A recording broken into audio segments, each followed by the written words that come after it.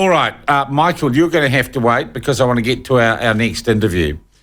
And really, this interview is as much me, even though I'm a Wellingtonian, finding out or trying to unpick a story that often makes the headlines, but I'll be honest, kind of makes my eyes glaze over. All I know is that in the middle of Wellington City is a massive multiplex cinema complex that was hit by an earthquake some years ago and has been left abandoned right in the middle of our town. A massive kind of hole, a black hole in the middle of downtown Wellington.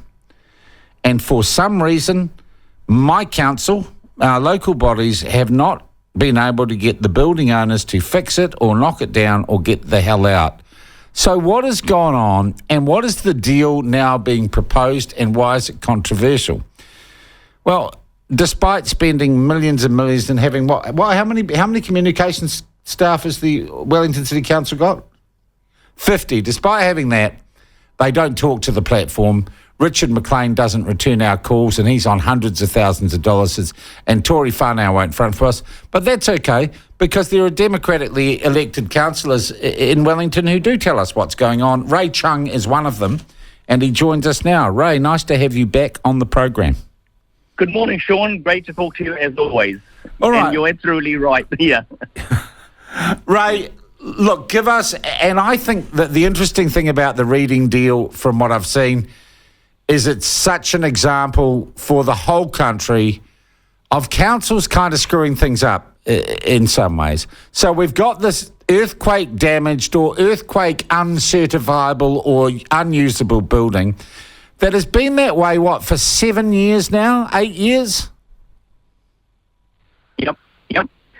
But that's actually, you're right. And so the council have decided, okay, let's try and give these guys a deal that they can't refuse. But of course, it's at the detriment of the ratepayers. So what's the deal? Because this is owned by overseas interest, including a guy called Mark Cuban, who's quite a famous American investor, I think a former gridiron player or something, and some Australians. Why haven't they fixed up their theatre or knocked it down or moved on? Why have they just left it there? Because they haven't decided what to do with it. They haven't decided, and this is my impression, is that they haven't decided what good a market, how much money they can actually make out of Wellington for doing this. Now, this is what business developers or conglomerate owners look at all the time. They look at where their money is actually best spent, and so they're always going for the best return on their money. And of course, I don't criticise them for that at all. This is exactly what businesses should do. I've been in business for 24 years or so, working all throughout the world, and this is exactly what we do all the time. We always look at opportunities and think, okay, which one is the best opportunity? Where do we put our focus? And so obviously the focus has not been on Wellington. Or fixing up the building so it can be used again. But the effect that has on Wellington and Wellingtonians is massive, because it is such a huge complex. It is so strategically located. And it's like a ghost house in the middle of the town, isn't it? Yes, but despite what some people in council say, looking at fixing up Wellington is not Reading's primary objective. In fact, I'm not even sure if it's a secondary or third or fourth. Well, they don't give a stuff. It's like Time Warner and News Hub. They don't give a stuff. Yep, that's right. They're looking at the money. They're looking at the cost, and they're looking at the return. So that's all they look at. So all these people who are coming out and saying, "Oh, look, the Reading people are a really nice family, and they're really trying to do the best for Wellington. Oh, we want to see Wellington rejuvenated." That's all cogged wallop. Okay, so Ray, we've got this building vacant, unable to be used because of earthquake codes, etc. So here's what I would have done, and I might sound like a communist. I would have said, if you're not going to use the building, we're going to nationalise that site and you can get lost. I would have passed a bylaw that would have allowed the council to take back the land and the building because it had been left fallow. But obviously you don't have the political will to do that. How is the council trying to get this eyesore, this hole in the middle of its CBD, fixed? Okay, I'll start from I'll start with our objectives. So the objectives of doing a deal with Reading is firstly to revitalise the Courtenay precinct, and second one is that it should be cost neutral for ratepayers. But let me talk about those two first. And so we're putting up $6 million for Reading to actually do a business case, and they've got 2 years to spend this money and to do a business case for it. But this is where right at the beginning, this is where the problem starts.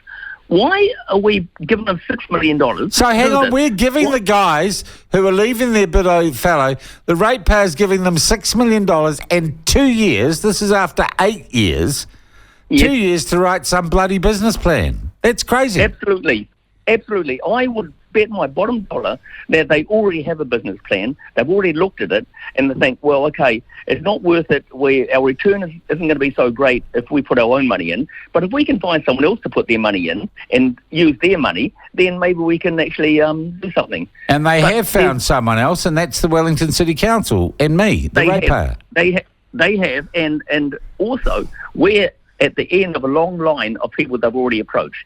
They've approached building developers in Wellington over the last year and a half or two, and talked to them about doing some sort of deal, and none of them thought it was worthwhile working with them. They couldn't see any business reason to do it.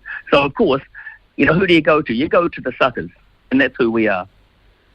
Wow. Why don't we just nationalise it, if you like, or councilise it, and say, if you're not going to do anything with that, we're going to take it off you? I would actually be keen on that, but of course there's lots of safeguards you've got to build into that. And with any legislation, you've got to be very careful because, of course, you've got to make sure that it's not used improperly. Because I reckon saying to them, you're going to lose whatever potential there is from that site, we're just going to take it off you because you're not being good corporate citizens, I reckon that might focus them pretty quickly, Ray. Yes, but I think that it's a good idea to explore that, but I think that you could end up with something like China, for example, where you've got the state owning everything, and so therefore they can control whatever happens. They can control, whose property they take, and I can give you lots of examples of that, but that's another story. Yeah.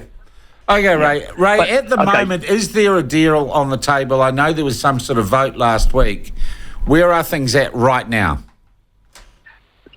The council officers have said that they don't need to come back to council again before signing up a deal.